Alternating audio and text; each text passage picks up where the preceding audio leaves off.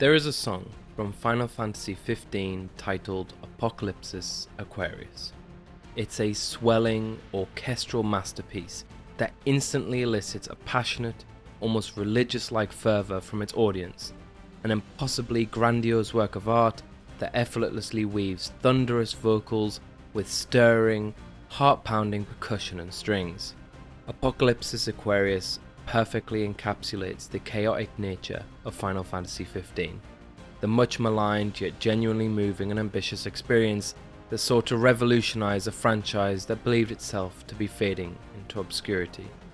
Its quieter moments that await the majestic rise of the chorus into a roaring crescendo reflect the beautifully crafted bonds between its core cast of characters. Its relentlessly bombastic and explosive chorus perfectly captures the epic scale of its boss fights that occasionally steal the show. However, Apocalypsis Aquarius lacks a middle ground, an in-between motif to unite these two states.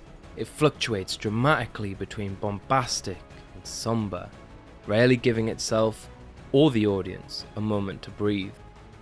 Much like Final Fantasy XV's narrative that lacks the substance needed to make it a truly remarkable experience, Apocalypsis Aquarius' impactful and emotionally resonant melody lacks a crux with which to seamlessly tie its two defining themes. Unsurprisingly, Final Fantasy XVI, the latest entry in the long-running JRPG franchise, suffers from this same fate. Much like Apocalypsis Aquarius, Final Fantasy XV's highs are intoxicatingly electrifying. It's filled with gorgeous, sprawling landscapes, moments of sensational thrills, and emotional narrative beats that quickly blossom into crowd-pleasing, tear-jerking sequences. However, all of this is lacking a unifying feature that satisfyingly ties it all together.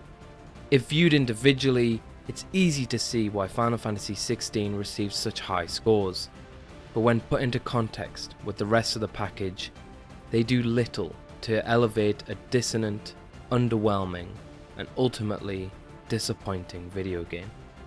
Final Fantasy XV's narrative is both its greatest strength and most damning feature, a cacophony of emotionally charged epics, meandering sequences of forgettable characters, enchantingly enticing mysteries, and charmless companions pieced together like patchwork by a poorly paced and patience-testing framework.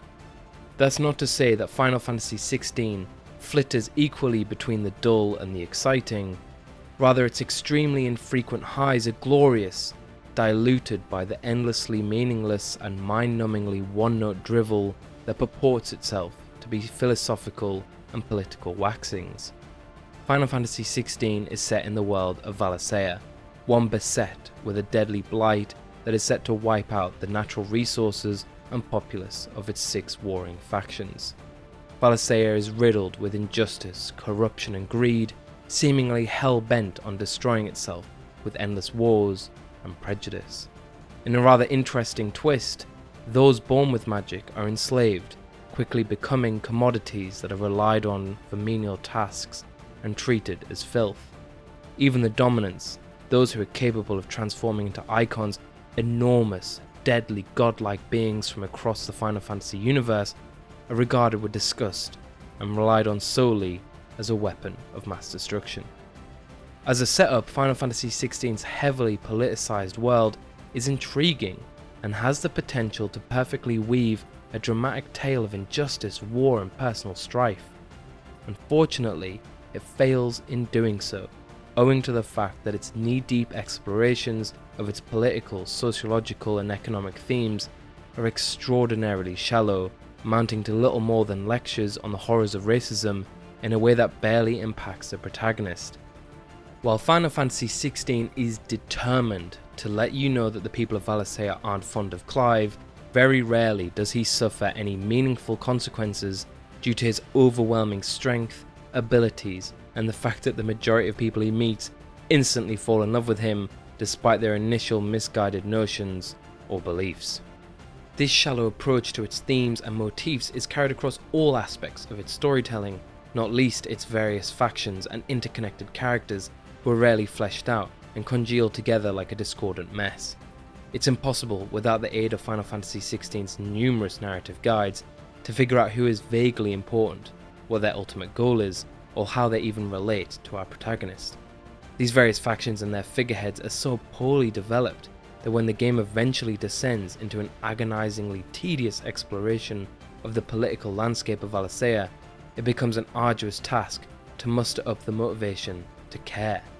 Frankly, this is alleviated somewhat by Final Fantasy XVI's central narrative that clumsily inserts itself into this half-baked world. It is at least initially about Clive's failings, his inner turmoil, and the journey of redemption and self-reflection that comes with that. This segment early on in Final Fantasy XVI's 40-hour runtime is genuinely fascinating, and exploring Clive's misgivings about himself and his actions was the most fulfillment I got from Final Fantasy XVI's narrative. Unfortunately, this is pretty quickly wrapped up in favour of pursuing a recurring mystery, promptly shoved aside and resolved in an entirely unsatisfactory way. Its resolution comes in the form of an epic boss fight and lengthy flashy cutscene that are resolute on shutting the door on the game's only enticing narrative thread. The emotional payoff this sequence of events attempts to elicit from the player is not earned, nor is Clive's later development, as it feels like barely enough time has been given to exploring Clive's traumatic experience of overcoming his grief. This narrative failing doesn't just apply to the singular instance with Clive, rather it is a failing that dramatically impacts the entire narrative, as story beats are frequently resolved or elevated by seemingly engrossing sequences that deliver absolutely no payoff or in any way feel deserved. On multiple occasions, Final Fantasy XVI will pull out its emotional trump card in the hopes of getting you to stop looking at your phone, without putting in any of the work required to make it resonate in a meaningful way with its audience. Perhaps what is hurting the narrative more than its failed attempts at emotional manipulation is its lack of compelling characters. Final Fantasy XVI does not have a traditional party made up of a diverse cast of characters.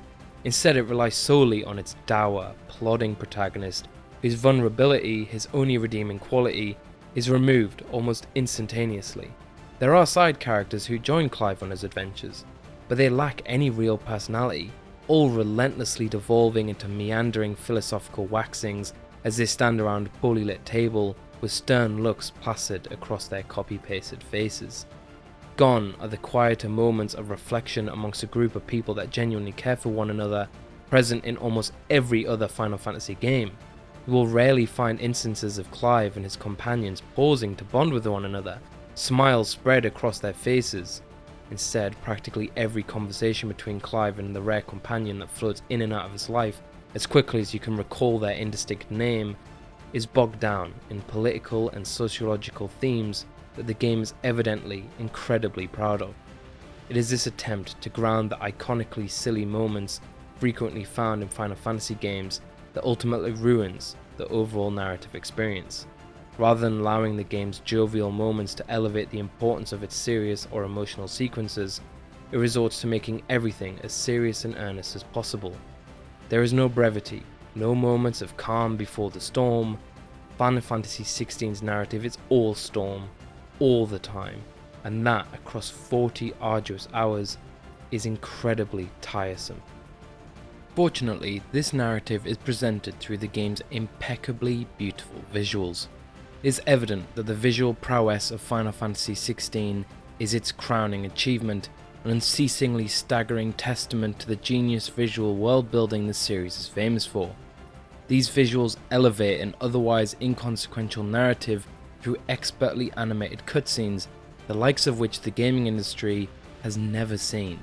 These cutscenes are a genuine highlight, lengthy deviations into bombastic action and intense emotional scenes that distract from the tepid storytelling. Watching towering icons thrash at one another as the world around them is torn asunder by devastating attacks, each frame deftly sweeping across the action to capture every jaw-dropping moment of its majesty, simply never gets old, even as the game's runtime nears its conclusion. Additionally, the heartfelt performances in both English and Japanese inject a much-needed sense of reality into every scene, giving the heart-pounding action an emotional weight and gravitas that ensures it never feels stale. That is not to say that these cutscenes make up for the shortcomings of the overall narrative. They are merely a band-aid plastered over the gaping chasms caused by the bumbling story that offers players a visually appealing attempt at piecing together the disconnected narrative threads.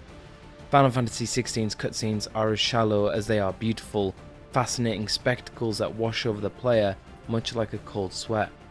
While the analogous polished turd doesn't quite do Final Fantasy XVI's cutscenes justice, it does somewhat describe the ambitious and admirable attempts at keeping me entertained while the game's convoluted narrative went through one ear and out the other. Similarly, the densely packed linear environments and sprawling open world zones are blessed with the game's phenomenal art direction and overall visual fidelity. The first time you arrive in the 3 Reed Zone, it's hard not to be taken aback by the verdant valleys, shimmering sapphire waters, and dilapidated buildings long reclaimed by the long tendrils of Mother Nature. It is a marvel that, much like the lively towns full of animated NPCs milling about the ornately designed stalls and gorgeously detailed medieval buildings, perfectly masks the lack of depth, meaning, or fun to be found in any of the game's varied environments. Exploration in Final Fantasy XVI is an entirely redundant task. Your efforts to find a modicum of entertainment, excitement, or intrigue out of exploring Final Fantasy XVI's several open world zones or linear sections will always go entirely unrewarded. Stunning vistas and interesting objects littering these areas are merely window dressing, with absolutely nothing in any of the explorable areas being interactable. You may see a towering ruin in the distance dwarfing the rustling trees and roaming beasts, and wonder what secrets await you there. However, when you eventually arrive at its base, you'll quickly realize there's nothing there, save for those rustling trees and more enemies to fight. Final Fantasy XVI has no interest in meaningfully rewarding players for their curiosity, instead absent-mindedly filling its environments with glowing materials you always seem to have in abundance, yet another pack of enemies to slay, and mindlessly mediocre fetch quests given by forgettable NPCs. Critically, exploration is made significantly worse by the lack of a traditional party. Rarely will your companions speak to you should you have any accompanying you in the first place, leaving you to roam the wilds in utter silence outside the occasional grunt during combat. Furthermore, the lack of verticality in these environments removes any sense of adventure, as all notable landmarks or collectibles are within your eyesight at all times, with no secrets or special locations hidden behind interesting or varied topography. Disappointingly, the more curated linear segments also fail to instill the creative expression and genuine joy that exploration can offer. Dungeons, which are ostensibly what each of Final Fantasy XVI's linear areas are, lack any sense of versatility or variety. Each one is a series of copy and pasted combat arenas connected by winding corridors filled with nothing to do, save for the occasional hold R2 to open a door minigame or a tight passageway that needs to be squeezed through. While each dungeon tends to be mercifully short, it's hard to ignore the tedium that sets in after heading into yet another of the strenuously soulless combat encounters against an assortment of random enemies. Of course, none of this would be inherently terrible if Final Fantasy XVI's combat was remotely enjoyable. Running through these combat gauntlets in sun-soaked environments densely packed with striking emerald foliage, hacking and slashing your way through scores of enemies as vibrantly explosive particle effects burst from the tip of your blade, would be engrossing if combat had the impact that it should. Unfortunately, and perhaps unsurprisingly given the tone of the rest of this review, Final Fantasy XVI's combat is entirely style over substance, an ostentatious fireworks display that requires little more than mashing a singular button and burning through your core abilities. Combat can be broken down into 2 components, your regular attacks and icon abilities. These regular attacks are 2-pronged, as you can hit enemies with your sword by pressing square and fire magical blasts with triangle, although why you'd ever bother with that is beyond me, as the damage is so minuscule the time spent pressing the button is wasted. Conversely, icon abilities are the showstoppers, dealing huge amounts of damage while looking jaw-droppingly stunning in the process. You can only have 6 of them equipped at any given time, giving you the illusion that a difficult choice must be made as to which of the many at your disposal you'll end up bringing to battle. However, ultimately it doesn't matter, as each ability snugly fits into one of three categories: AoE, single target, or counterattacks, resulting in a series of abilities that look vastly different from one another, but function more or less the same. Additionally, due to each ability being on a cooldown rather than requiring mana or other resource to use, you're encouraged to use them as soon as they become available, as opposed to tactically deploying them at an effective time. This issue is exacerbated by the fact that enemies aren't divided into elemental types, despite each set of icon abilities being distinct in their elemental attributes. For example, the Ifrit or Phoenix fire-based icon abilities will deal just as much damage to firebomb enemies as Garuda's wind-based attacks. As a result, there really is no need to conserve these abilities, thus completely removing the fundamental need for strategizing and careful planning that this once turn-based franchise had become synonymous with, and dramatically simplifying combat as a whole. This broken icon system is built on the back of the deeply unsatisfying regular attacks that require you to mash square whenever you're near an enemy and close the gap by pressing circle if they get too far away. When you're not spamming your icon abilities to chip away at spongy enemies that take upwards of 5 minutes to defeat, you'll be spamming your default sword attack, which, while upgradable in minor and oftentimes insignificant ways, never requires any skill, precision, or talent to use. It results in a combat system that feels neither fulfilling nor rewarding, a temporarily exciting and aesthetically pleasing spectacle that quickly loses its luster once its shallow outer layer cracks to reveal a pathetically simplistic inside. Unfortunately, the boss fights and highly anticipated kaiju-esque icon fights fare no better.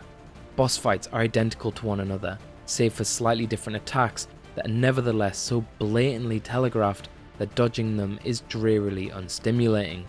They are overly long, requiring you to exhaust your icon abilities numerous times and never offering unique ways to take them down.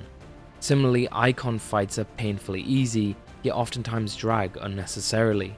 Rather than have the player access their icon abilities, these cinematic fights offer players a basic set of controls that essentially boil down to punch, jump, and dodge.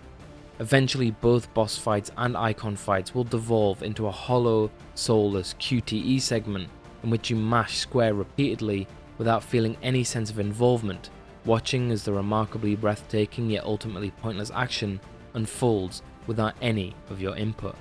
All of this begs the question, what's the point? Throughout my entire playthrough, I frequently felt like giving up, forcing myself through yet another mindless combat gauntlet, only to be greeted with a sliver of narrative that I had no personal investment or attachment to. It's not as if Final Fantasy XVI has no redeeming qualities after all. The stunning visuals and moments of genuine intrigue in its otherwise earnest narrative are genuinely fantastic. Rather, Final Fantasy XVI feels like a time capsule of bad game design, poor plotting, and a narrative tone that deserves to remain in the mid-2010s when Game of Thrones, this game's most obvious influence, was at the height of its popularity. Final Fantasy XVI feels like an outdated experience, an old-school Xbox JRPG that didn't understand how best to appeal to Western sensibilities, and as a result, offered nothing of any real value. The qualities that made the Final Fantasy series so remarkable in the first place, such as interesting characters, strategic turn-based combat, beautifully detailed worlds full of things to see and do, and narratives with emotional stakes and a timeless sense of innocent humor, are entirely absent in Final Fantasy XVI. It is a shame, as there is evidently potential here, but I cannot, in good conscience, recommend this spectacularly soulless experience. The game creator is giving Final Fantasy XVI a 4 out of 10. Thanks for watching, and make sure to subscribe and stick around for more reviews just like this one.